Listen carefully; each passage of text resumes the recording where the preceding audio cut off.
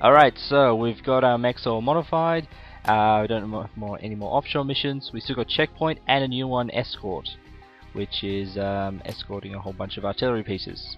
Checkpoint is probably the better mission. This is a standard search and destroy mission. Militia forces are congregated around the roadblock stations and a pair of bivouacs. Anticipate ground armor and light mech defenders. So it's pretty simple. Go through the checkpoints, blow up anything you see there, and then mission over. It's a fairly simple mission. There's a couple of mechs, but not too much resistance. Still mostly vehicles and some gun turrets. As you can see here from my modifications, it's got firepower, armor, speed, and heat for all those mechs. Now the thing you gotta remember with speed is it's dependent on the chassis. So the Osiris has no speed there, but it's still faster than any of the other three. It can top out at, I believe, about 120 kilometers an hour, and the other fastest are 100 k's for the Wolfhound and the Chimera. Should be fast enough for this mission. Spectre Lance, give a ready report and go weapons hot. This is Rufus. Ready up. Ready up. This is Hannibal. Ready up. Castle, Spectre Lance is ready up. Roger, Commander. You're a little over a kilometer out from the first checkpoint. Their ground radar will pick you up before you spot them. Make your best speed to Alpha. Acknowledged. Moving on Alpha, full throttle. Here we go, Bulldogs. These are 900 meters. Somebody was snoozing at their radar. These are one of the more common battle tanks you'll come across. Roger. Try not to get in a crossfire with those turrets and people. Here we go. There's an Owens. Mech at Alpha. You have violated the Holler and Protectorate outpost. You are ordered to power down and surrender your mechs. Spunky little fella, don't you think? And Roger. oh, wrong file group. Alright, so first mech combat. Tends to be a lot more fast and furious than against vehicles, because mechs generally don't pack as much armor or as much weaponry as vehicles. That's their big advantage. The thing that mechs have going for them is how maneuverable they are, which, especially with a light mech like this Owens, it's not really running anywhere though. Target destroyed. So we'll just unload on him, and he should fall soon. There we go. Love that AC-20. SRM carriers, which are always... The carriers have no armor at all. SRM and LRM carriers, but they pack so many missiles on that chassis. SRM carriers especially don't want to get close, but because of how slow the turret moves, should be right. So there's the camp. And we got some laser turrets over here. Now you can take out the turrets, but it's a lot easier if you just find the control. God damn lasers. There we go. And just like that, the turrets are no longer responding. So most missions where there are turrets, there will be a control APC, control tower, something like that, and you can just knock them out, and Bob's your uncle. And looks like that hellspawn came up minus a pilot. Leave it for salvage. That's good news, sir. Checkpoint at Alpha has been eliminated. Moving to Beta. Spectre 1, I show a squadron of choppers redirecting to your position. Maintain air watch alert. of course. Nav point Alpha reached.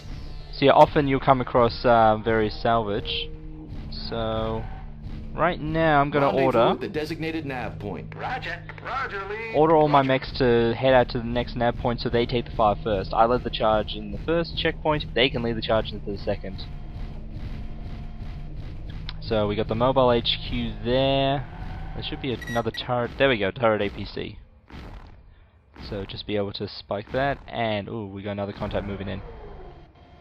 And I'm too high up, I can't aim down, god damn it. But there go my mechs. And there's another... Yeah, that's another Owens. And here we see the problem with giving... shit. I don't think my ALMS responded then. Here's the problem with giving your Mercs orders like go to a nav point, is that for some reason they ignore the enemy. So, Roger. Copy. engage nearest target. Choppers. There we go, now they're responding. And again, the enemy's sending in some more VTOLs. And so they should be here in a sec. Now where's this Owens?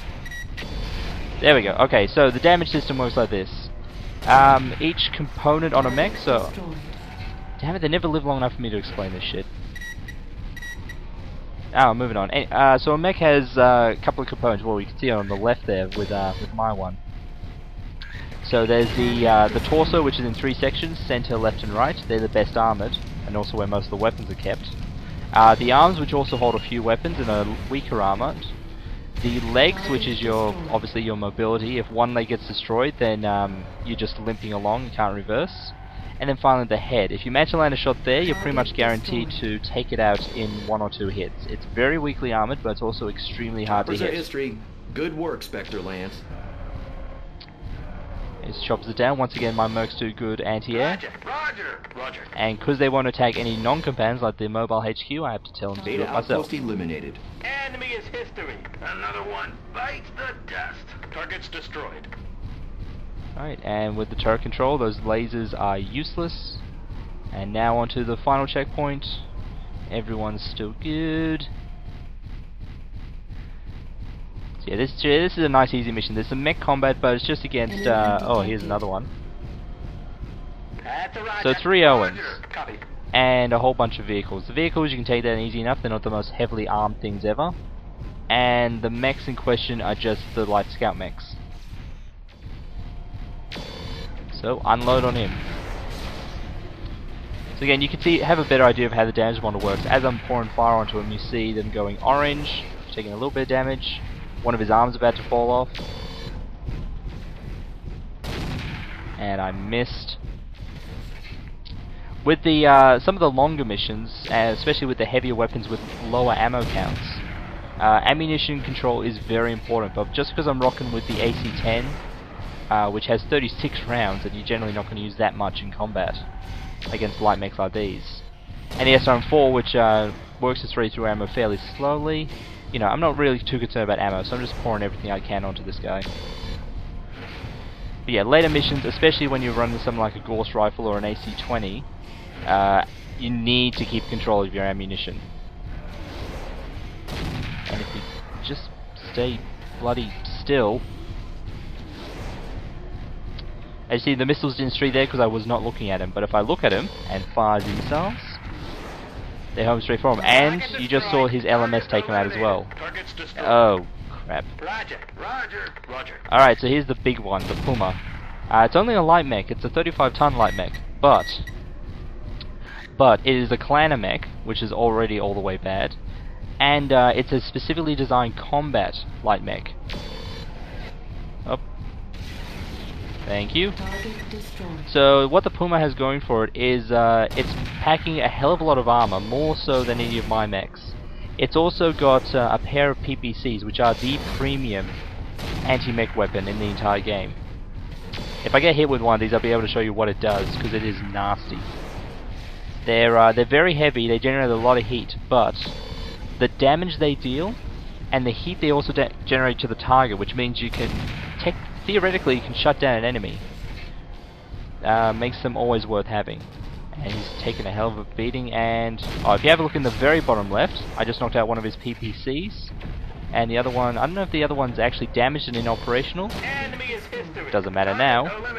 Targets destroyed. As mechs, vehicles don't have this, which is another advantage over vehicles. They can take a hell of a pounding and just keep fighting it, same as always. Mechs, though, they can actually lose weapons. So trying to knock out a vehicle's mech's arms Castle, let's get means that they're defenseless. Looks like a pretty good haul. Affirmative, sir. TAC Ops will be on site in 30 minutes.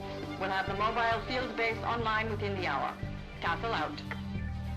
And mission success. Transpax has confirmed the checkpoints are clear and has already begun running convoys with light armor escorts along the mountain highways.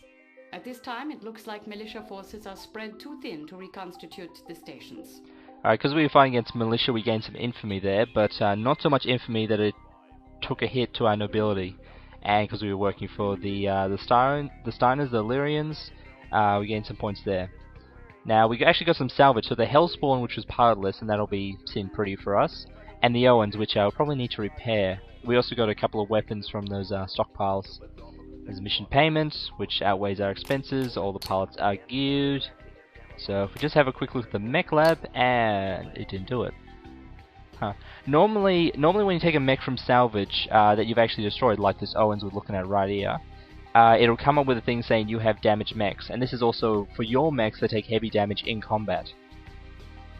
And what that means is that you actually need to repair it, which can take a week or two, and also a fair bit of money. And that's before you can use it in combat, or before you can sell it off on the free market. And we've got another news feed, something about the Hussars. So that was operation number 2. Nice simple mission, very quick to do. Got to have a look at some actual mech on mech combat, which is the heart of this game. We're fairly nicely set up for the rest of the game because we got a half dozen chases which we can easily sell off. We got weapons, and we still have a nice little bit of cash flow. So next up, we're going on to Operation 3, which will be another coastal defense, I believe. Be probably selling off a couple of the light mechs, get rid of them, buy some more weapons, and modify them up. I'll be doing the Mechlab stuff out of video because it does take a while, and it's just the same thing of me experimenting with different weapon loadouts. So I'll see you guys for Operation number 3. And now, mech of the mission, Operation 2, the Owens. A direct upgrade of the venerable Jenner light mech raider, the Owens boasts Omnitech, allowing to switch out its weapon loads in no time at all.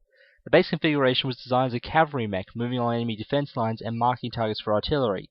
It's an exceptionally fast 35-ton mech, comes with an LRM rack for long-range combat, plus several small lasers for point defense.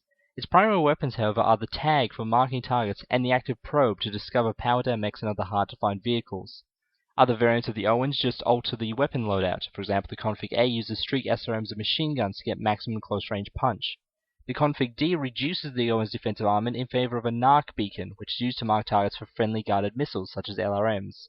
The E variant does the opposite, attaching an MRM-10 for improved medium-range firepower. Regardless of its configuration, the Owens is a common sight throughout the inner sphere, though the high cost of an Omnitech Scout means it has yet to fully replace the much cheaper Jenner.